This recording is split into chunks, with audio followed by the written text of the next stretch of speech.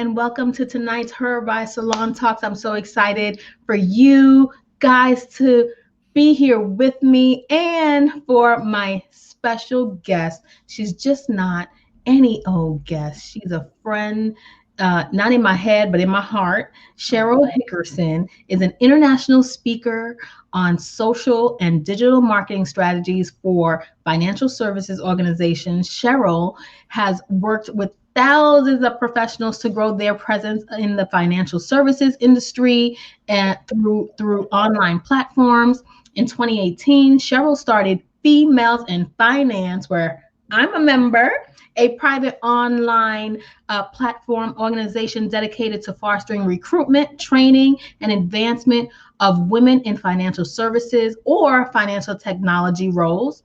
The membership has recently crested and has boomed throughout the pandemic to over 3,000 members, and with no signs of letting up, because the women in the financial service and financial technology industry, we've been yearning for a group like this. So Sheryl is really putting in, and she's bringing together her 30 years of experience in the industry and really dedicating herself to building community and network. And I dare to say, not dare, but I'm saying it, diversity and inclusion throughout her community and the financial industry altogether. Sheryl, how was that? That was wow. When I hear that, sometimes I go, "Who's that gal? Who they talk about, right? Oh, that's me." Yeah, The ladies watching, they're gonna see me a little bit more relaxed today, probably because I'm talking to a friend, right? So it's always a little different and a little special when one of my leaders happens to be someone I admire, someone that I personally know and have really done great things for me. We only met a year ago, and it doesn't seem possible, right? It's not possible, right? The community of Fin women are phenomenal, and I'm so grateful to be a part of this community. And you know, congratulations on building out this amazing network of women in everything, right? Yeah, I get pretty excited. You know, it's funny. Sometimes I go to bed, and I know you feel like this too, because we're friends. We've had these discussions where it's like, did I do enough today? Did I talk enough? Did I help enough? Did I, you know, and it's just because there's big hearts, you know, big passions. And so look forward to the future of what we're going to do. I tell everybody I have fresh content because many times I'm like, what am I doing today? We're going to figure it out today, you know, so figure it out today. But the thing about what you're doing and what we're doing at Hershey Spot is necessary. We don't have to figure it out because our communities tell us what they need. And I don't know about you, but you know, why did you start this? But I could say I started Her Sweet Spot out of my own personal need for my community, right? So why did you feel that the industry and the women of the industry needed this type of organization? I think it's similar to you and the way you've set up your community, right? It was like, this is the stuff that I wish I had when I was younger, and I had to go through a whole lot. And I tell young women today that I'm so grateful for all that they do, but I had to do it in pumps and pantyhose and big old shoulder pads. And she's laughing because it's funny, because it's true. Okay. Listen, I watched The Wolf of Wall Street over and over again, and I don't like to tell my age, but you know, I remember a time or two. Okay. So it's so funny you brought that up, because like my husband, we watched that and he looked over at me and I'm like, oh yeah, some of that stuff did go down. Like it's I was there. Real depiction. It's a real, and I was a youngster coming in and just getting into the industry, and I'm looking around like, holy something, this happens in real life. Like this is happening. Yeah. I was 19. I don't know how old you were, but I was 19 when I got a job in financial services. And, you know, honestly, what I love, so the person who hired me is still my mentor to this very day. Did you know that? No, I didn't. Yeah, Robert, he is still my mentor. And so he is somebody that I don't make really big decisions until I've talked to Robert. And I asked him years later, it was interesting. Why'd you hire me? Because I didn't know anything. He says, I like that you were inquisitive. He's I can't teach someone to be inquisitive. Right. He said, but if you ask other guys in the office, they're like, look at her. She's so cute sitting up there and answering phones. And I didn't know anything about anything. But you I asked. figured it out when you You ask enough figured it questions. out. You'll Yeah. either drive enough people nuts, or I mean, seriously, because you'll be like, why did I was that grown up version of, well, why? Well, why do we do it like that? Why is it this way? And they're like, why are you asking so many questions? And I used to be the weirdo. Because I worked in insurance, the policies would come and I would read them. I'll never forget somebody coming to me and saying, that's all boilerplate. I didn't even know what that word meant. Yeah. And I was like, okay, well, I just wanted to read it. I want to know what I'm doing. They're like, okay, good luck Okay. with that. Yeah. But it really did. Look at where you are, right? I have a little bit better understanding now of kind of like, oh, that's why we do these things. So I think that I've really got a good breadth and depth of all of financial services, from planning, because I was in estate planning for a long time and things like that. So it's been an interesting ride, but I built a community that wasn't there for me, and there was no diversity. I mean, there was no diversity. There was, and when I say diversity, yeah. Okay. So, I think this is really interesting. First and only. Yeah. First and onlys, right? So I was usually the only woman in a room. I don't know. I wasn't the first woman, but I don't remember in the first 3 offices I worked in ever seeing a Black professional in them. Yeah. That was something huge for me. I started in the industry in high school. High school led me to programs that allowed me to have summer and part-time work. And Oppenheimer was one of the big buildings that I went to. And then I got hired for the summer program. And my first day of the start, they said, I'm sorry, we got rid of the program. So I had to go find something else. But I ended up at, we're aging ourselves, but I ended up at Sheryl. Yeah. Now known as, what are they? They're Citigroup. Evolved into many mergers and acquisitions. They all kind of just trip over each other. Right. Yeah. The world of finance and financial services and technology is so mixed into mergers. Everything that I'm trying to teach small businesses and entrepreneurs and how to think big, how to create and develop exit strategies. And it's because of my time in fintech and FinServe, and seeing companies go from one small animal to this big mammoth thing and then get broken down again into smaller beings. I think, the financial industry is a great place for people to really, and hone in skills that they could use anywhere. How many people do you know that had psychology degrees, but were sitting on a desk somewhere, right? In the financial space. Yeah. No. And I think it's, one of the things I find really interesting about financial services when I dig in and get to know people, how many of them came from either educator, instructor, coach, something. So I think finance related, right? Yeah, not even. And I find that especially with women, because I think there's something special there anyway.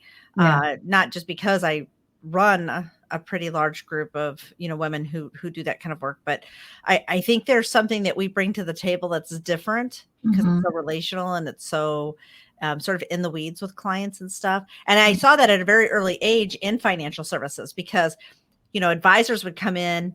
Most of them were men. We had a few women, but they would come in and be sort of like the formality part of it. Right. Right. And the women would be in there and we would be asking things like, tell me about your folks, or why do you want to put money in, tell me about how does charity mean something to you? And they start really digging into, we got a whole lot more here to unpackage, So I think there's a big change coming to financial services. And when you talk about those times and talk about the men being the forefront and the leaders of these conversations, the women were really the facilitators of data collection and the closers. Yet the men closed, but the women really drove that in. Oh, yeah. In your community of women in the industry, what are some of the things that you're seeing as you are the leader, right?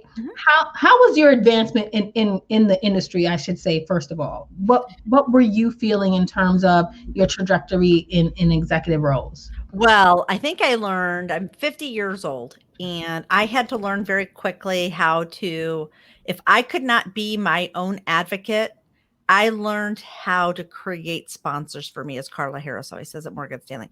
I didn't realize that's what I was doing, but Mm-hmm. I made certain if I couldn't be in that room to use my voice and articulate what I wanted, everybody was going to know, don't forget me when you go Yeah. in there, And I think that that was a skill set because I watched how the men were like, the momentum was going, and I was over there going, hey, one of the things I have to give my father some kudos, some accolades on was that, so I didn't have any brothers. I'm one of two girls, and my mom passed away when I was 6, and my father was in the service, and my dad was really big on, you get your part, and you're going to do this, and but he also taught me some things like some resiliency, because one of the things when I would say I was bored at home, that was you learn not to ever say that at the Brown house, because my father said, you're bored, and you're like, oh, I didn't just say that. He's like, come on. And he would take me outside, and he had like this square that the brick wall, and we would sit there, and he goes, I want you to throw this ball here for the next hour. Your arm's like dead. Yeah. But I will tell you what was interesting. Those who are listening, think about if you had to stand in front of that wall and throw that tennis ball against it. Mm-hmm. First couples 18 times. Then all of a sudden you're like, can I get in the center? Can I get? And then you start really perfecting it. And that's what he was doing. He's teaching me how to stay and do something that I didn't want to do over and over again. Figure out a way to gamify, to entertain myself, so I could keep sticking through it. Because there were going to be times in my life that I had to stand very confidently alone. Right. And he knew that for his daughters. Right. So seems kind of crazy, but that's how it did work. That's how it works. And in building a community to advance your own leadership, I know part of what allergy season is so horrible. Yeah. Part of what I did with her sweet spot, it was really because I wasn't getting validated as a leader in corporate America. I'm still in corporate America. We're still working full time, right? You're still working. Oh, yeah. Yeah. Right. And we're running these organizations full time, in our spare time. But it is a way to advance ourselves in leadership roles that were otherwise not being afforded. Can you talk about what kind of skills do you think women that are watching, that are thinking of growing communities of their own, really around whatever industry and or business that they're running, how important it is to really build community to advance as leaders? Yeah, so I am a community building strategist. I'm able to take a lot of behavioral metrics of people in general and bring them in and start to finesse, how do we shake out creating something that people want to be a part of. Our engagement's pretty high. We average about 75% of our communities engaged every month. And so when you talk about thousands and thousands and thousands of people, how do you do that? First of all, community is an interesting thing. When I was a kid, I always like to use analogies. When I was a child in 4th grade, we were required in the state of Missouri to go to camp. I am not a camper. So we're all very clear about this. There's no happy in front of camper with Sheryl Hickerson, not at all. And but there was an exercise that I remember vividly where you had a bandana across your eyes, and they give you a sound to make that's like an animal, and you had to listen very carefully to find your people. And I remember being an owl, and I had to hoot. It was the stupidest sound of all of them. I felt like hoot, hoot, hoot, and all of a sudden you had to stop and listen. I hear a hoot, and that was my community. And I had to find my way to find them. And then we clutched on. Then you got 2 people, and then you're hooting, hooting, hooting, and you pull the 3rd one in. And if you don't know what you're hooting about, then people can't hear you to answer the call back. Yeah. And you got to be really clear on what your sound is, your message, because that is, and for me in financial services, and don't be afraid to make a mistake. Like, don't be afraid to grab like the cow moo. Oh, who? No, we sound alike, but we're not the same. Push the cow away. Go back and look for your owls. So I first started Females in Finance. What I really thought it was about was I thought I was going to go out there and recruit and train and do. That's not what I'm good at all, Marsha. Not at all. What I'm good at. The pivot.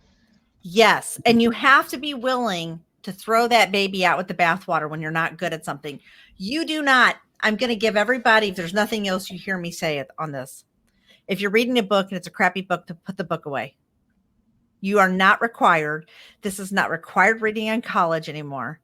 You can give that a blessing and say, you know what? You've got your blessing on writing this book. It's not for me. It's not speaking to me, and put it away and move on to the next one. We don't allow ourselves that idea that we can learn. We're not failing. We just learn that that's not for us. Right. And so I went back and I started looking at, like, do I do this well? What do I do well? What I do well is I'm a very good shepherd. So if I can be left to the things that I do my very best, I believe that we each have these abilities that we were given. My ability is to go out and shepherd people in, but I'm not religion or air, and I can't be everywhere. Right. I need to invite those who can meet the needs of what each of those people need. And you do that through community building. So community building, when you first start, if you don't know what your sound is, what your message is about, and you aren't clear, at least an idea of, yeah, I think that this is the kind of person to start making that, and not be afraid to be like, start cutting, trimming the fat. No, this isn't right. This isn't right. To get down, because guess what? Whatever you are building community around, there is somebody waiting for you to do that, because not everybody is a builder. Right.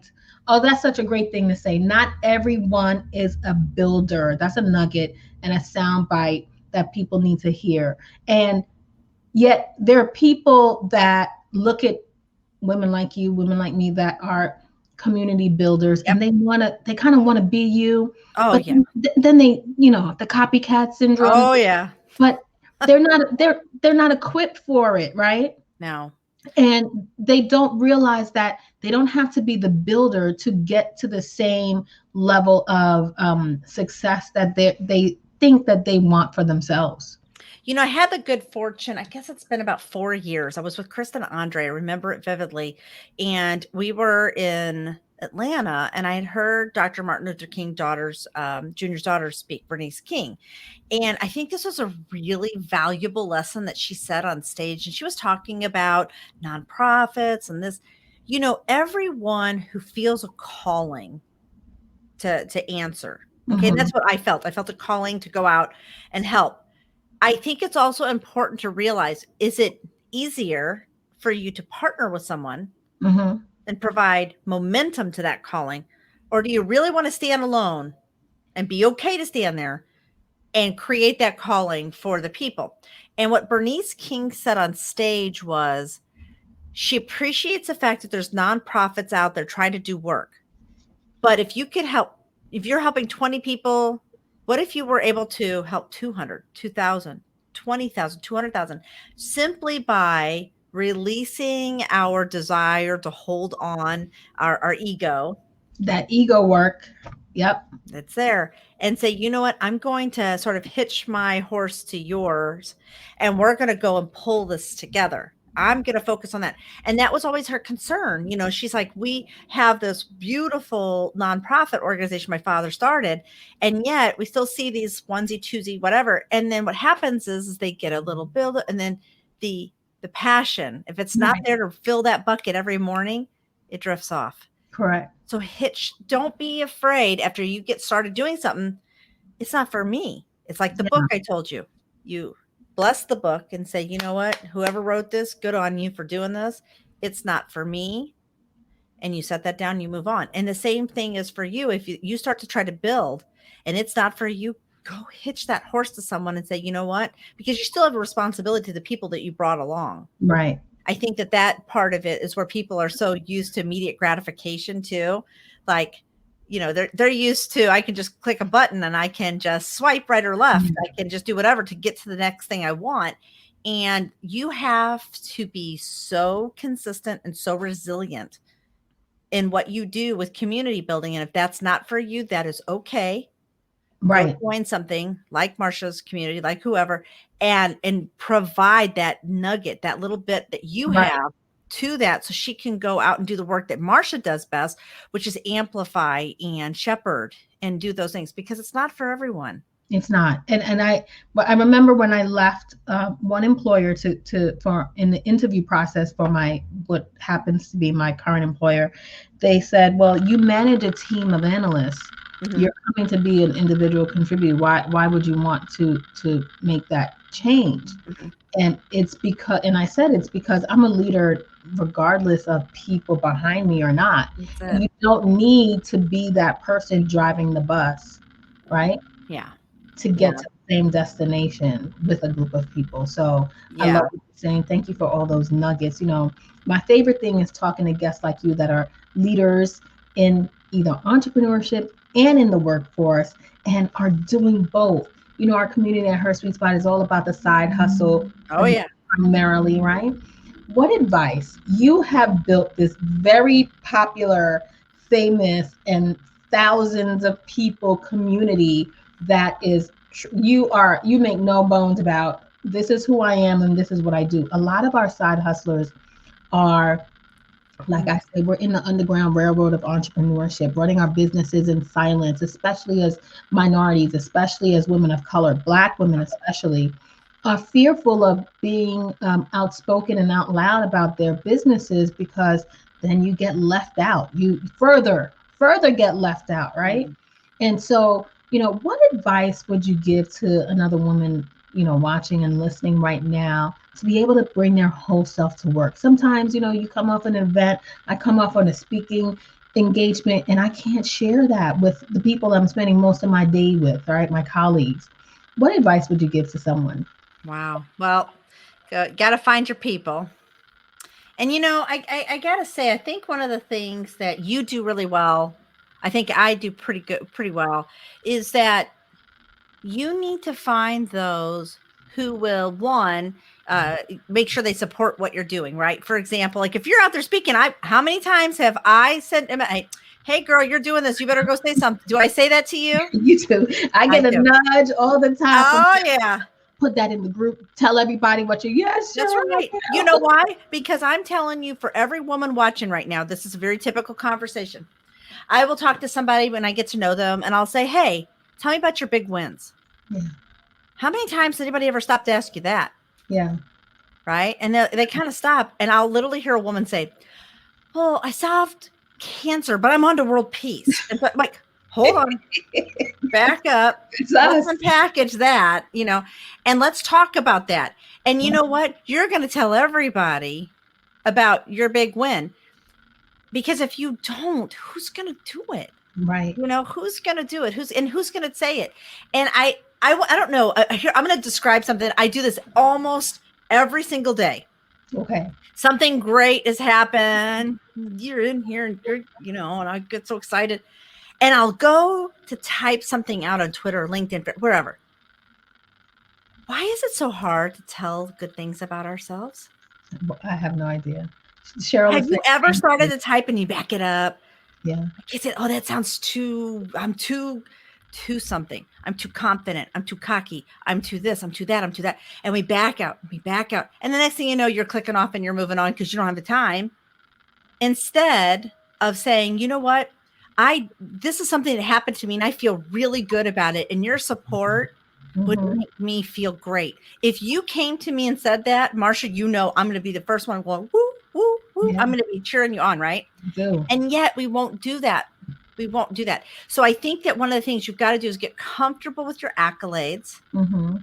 Cheryl said it feels like we're bragging. So she says she's Mm, coming out of that place right now, and it's part of what I call the history that has been placed on women to be less boisterous, to be, yeah. let the men shine because the men don't feel good about us being that way.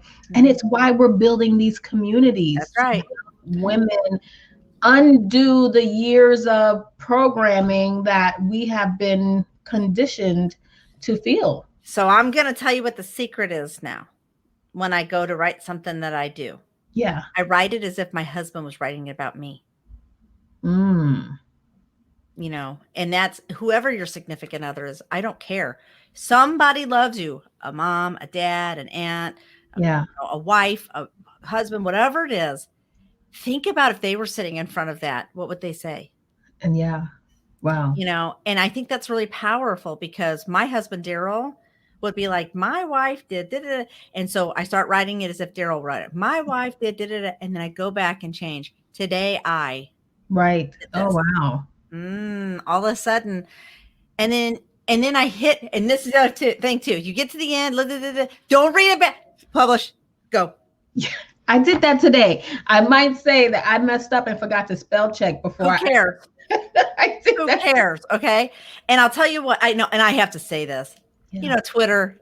If anybody out there if anybody has some pull at Twitter, we don't need fleets. We need an edit button. Okay. So if we're gonna put some development into something, can we put an edit button in? Because I don't know how many fir trees I'm out there apparently building because I'm trying to use the word for, but you know how that goes.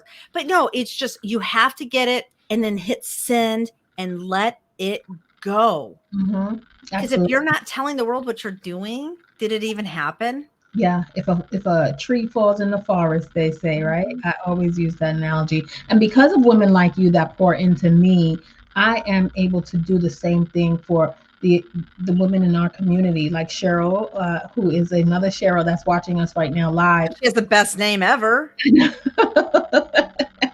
I don't know you, Cheryl, but I already like you. Yes, people wonder how I'm able to do it. Oh my God, but Marsha, you're doing X, X, X, X. Mm-hmm. And it's because I continue to surround myself with other women leaders, I got to say this while you just said this. Yes. So I recently said to a friend, have you ever felt as if like you have these girlfriends or you have people that you're friendly with and you feel like you outgrew them? Oh, yes. Oh, we could talk about that all day. Okay, so I recently went through this. I had somebody come over and they were they came over, and I remember at the moment there was a moment I looked at them and I realized I love you, but I'm moving on. Yeah. And you're still here, and I want you to be okay, because if being here is what I bless you in that, and you do that, but I'm doing a disservice to my parents. I always feel like if I'm not going for that very next thing, because my family didn't give me a life to just squander. They gave it to live it, And so I think that I've been challenged recently, and I don't know if you do this too. And I think this is part of leadership. As you grow, you will mourn and grieve those who are still in a space that you can't be in anymore. Cheryl, first of all, I know your birthday's in April. We're like Aries twins, I think. So our energies are in the same moon on, and I have people, I just got off a call saying that I have shifted, and last year was a year of detachment in a lot of places and with a lot of people, and not for any particular reason. I can't put, I can't say that there was an event or there was a reason, except that you feel that outgrowing. Yep. And you feel, when God is leaning into you to make something amazing happen, there's the shift that happens to make you uncomfortable and to make things change, that I definitely say that I know I went through last year. Cheryl, you mentioned a little while ago that your sponsor, that you created sponsors for yourself throughout your work career, and you didn't even know that was the name. Now we're putting that kind of name to it. It's been a very heavy topic we've been talking about the last year, I think, and with all the hashtag movements that are coming out and women speaking up and finding their voice, and we finally realized what was missing was the fact that we didn't have sponsors. But you said you had someone, a mentor. What for you was the difference between having or not having someone there that helped you with your career? Oh my gosh. Okay. So the first thing is that I love my analogies. When you're on the road and you're going, it's smooth, and I'm saying hi to you in the car, and we're driving along, and I'm looking over at you, and all of a sudden it gets came off the road. And that is a sign that you need to get back over, right? That those moments, and it's not a discomfort, because a discomfort is all of a sudden like trying to find how the seat sits right, and that's just fixing it, but you're still on the road.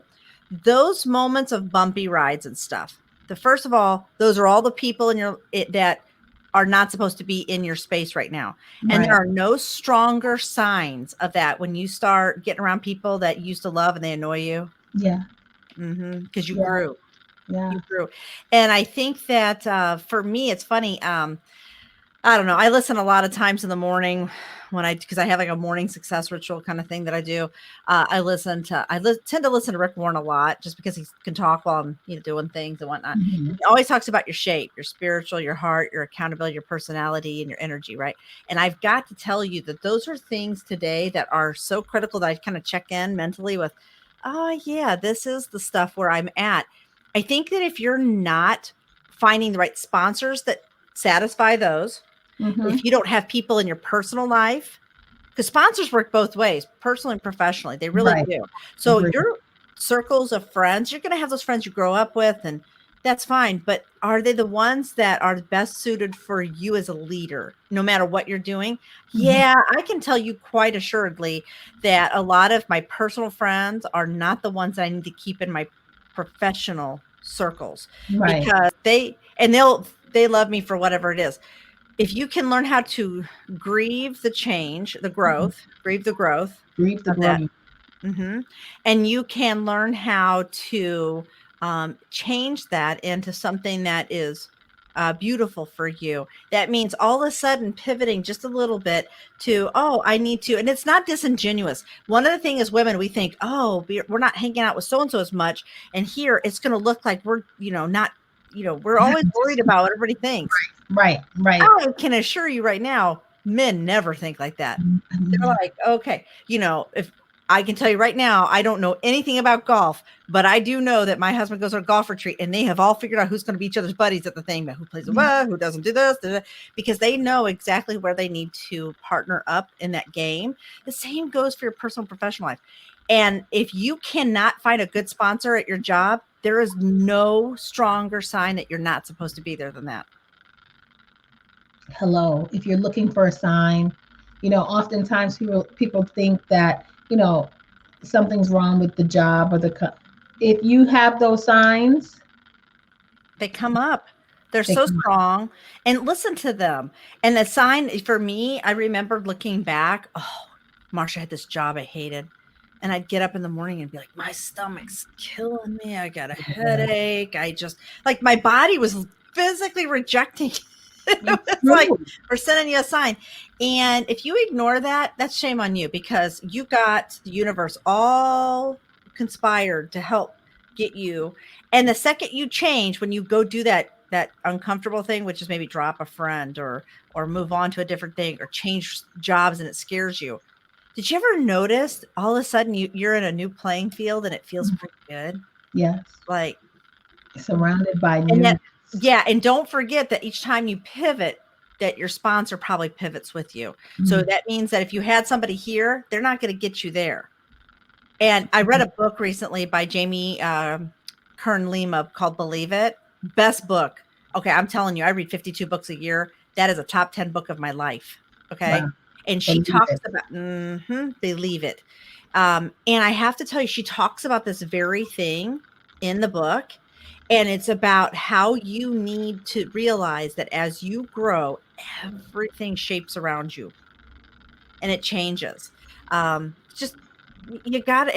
And that's what communities like yours are great for, because somebody else that's kind of in that space who may be above a little bit doing more, they're the perfect person for you, because you know what they'll do? They'll pull you along. Like, come on. Yeah. They'll pull you along. I don't know if you've ever read a book called Love Warrior or Glennon Doyle. She's married to Abby Wambach. And she talks about this in her book. And it's about the idea, and this is what you've done and you don't know it. So when you create a community, and a lot of times people call it a sisterhood. Yes. You have a lot of women, right? Yeah. Did you know that in architecture, that any wall that's a little unstable, they put another piece of wood next to it to sister it and make it stronger? I do know that. And so as you're creating, you're sistering through a community of building something stronger. And interesting to that is the way that you sister best is when everybody locks arms and they put, and it sounds really, I get it. Like, don't think I'm not all that woo woo, but it really does work synergistically when you're able to do that kind of stuff. And that's where our community grew so fast, because once you start helping somebody else, well, they're going to tell 2 people and they tell 4 people, you know, like the old commercials when we were kids for hair products. Right. And that's where all of a sudden you're like, huh, I hit something here. That's what it was. Yeah. And I have to keep growing. Yes. And that's the secret. You have to keep growing so that you can build and further nurture and develop this community that you've built. Sheryl, you know, we could stay on the phone or on this live stream all day long, but we have come to the end of our broadcast. I have, you know, I thoroughly enjoy speaking with you all the time. Me too. And, you know, I honored you last year at the Horizon. I know. I have to turn this way. I always forget which way I'm on. You're right there. Every day I look at my award and I think of you, and you have really made an impact in my life and so many of the people that I know book in finance. Believe it. Oh, great book. Let me show you this. Can I do one more thing real quick? Okay. Absolutely. So you guys this is not a trick. So any page I open this up to, I don't care what it is, I'll have something highlighted that'll apply to whatever Martian I just said. You ready? I can't make it up. So I'm just going to apply. Okay, here we go. All right, here we go. It says on here that one doesn't have, oh, here we go. Here's the highlight. I took, oh, that's not the highlight either. Here we go. I would later, she talks about, one of my greatest passions has always been championing other women. Whenever possible, I believe in bringing another woman as your plus one. And if you don't get a plus one, ask for one. Yes. Every time going forward, I do this. Ask for one. Bring another woman to the table. Pull up an extra seat for her. Bring her to the room where it happens, whether it's a boardroom, a PTA meeting, a special event. So many women don't get to have these experiences. And sometimes they have to see what's possible in order to dream bigger and to believe it is possible for themselves. Proximity can be power. And we each have this power in some way, and we can freely give it. Believe it. I strongly believe in exactly what you just said. I know you do. Building communities. You don't have to be the community builder, but when you bring that one person along to whatever it is you're doing, uplift them, climb them up. That's what it's all about, Sheryl. And I thank you so much for being my guest today. And always. Forward to more happening in Females in Finance. Can you just let everybody know where they can find you? Find information on Females in Finance. Yeah, if you just go to our website, femalesandfinance.com, and it'll get you everywhere you need to go. Awesome. Thank you so much for being our guest. You know what I like to say, when we empower each other, we all rise. Bye-bye for now.